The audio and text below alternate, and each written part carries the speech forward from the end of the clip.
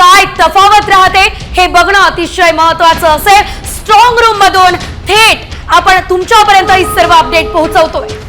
तर सांगोल्यामधून शहाजी बापू पाटील पिछाडीवर पडलेले आहेत आणि यावेळेसची सगळ्यात महत्त्वाची बातमी, सांगोल्यामध्ये तिहेरी लढत झाली होती। शहाजी बापू पाटील हे सध्या पिछाडीवर आहेत।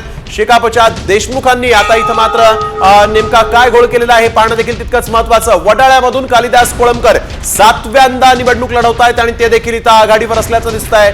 वडाळ्यामधून कालिदास कोळंबकर यांनी श्रद्धा जाधव यांच्या विरोधात निवडणूक लढवली होती आणि तिथं त्यांनी आघाडी घेतलेली आहे। वडाळ्यामध्ये कालिदास कोळंबकर हे भाजपकडून निवडणुकीच्या रिंगणात आहेत आणि कालिदास कोळंबकरांनी इथं आघाडी घेतल्याचं दिसतंय। मुंबईमध्ये कालिदास कोळंबकर यांचा मतदारसंघ आपण बघतोय आणि तिथं कालिदास कोळंबकरांनी आघाडी घेतली अशी माहिती समोर आलेली आहे। हे कल समोर आलेले आहेत आपण बघतोय।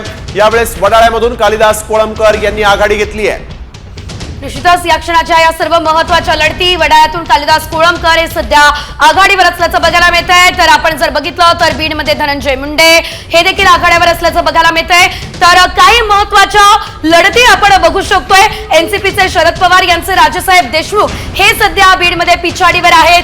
तर धनंजय मुंडे आघाडीवर, मात्र वरळी मुंबईमधला महत्त्वाचा मतदारसंघ या ठिकाणी शिवसेनेचे मिलिंद देवराय उमेदवार होते शिंदे सेनेचे, मात्र ठाकरे गटाकडून आदित्य ठाकरे हे आघाडीवर आहेत। तर भाजपचे राहुल नार्वेकर सुद्धा सध्या आघाडीवर दिसतायत। तर बारामती सगळ्यात हाय व्होल्टेज लढत अजितदादा सध्या पिछाडीवर असल्याचं बघायला मिळतंय। अजितदादांनी स्नेहिल जे काही भावनिक आवाहन जनतेला केलेलं होतं, जे काही लोकसभेमध्ये घडलं तसं करू नका, मला निवडून द्या असं देखील यावेळेस म्हटलेलं होतं, मात्र ते पिछाडीवर दिसताय।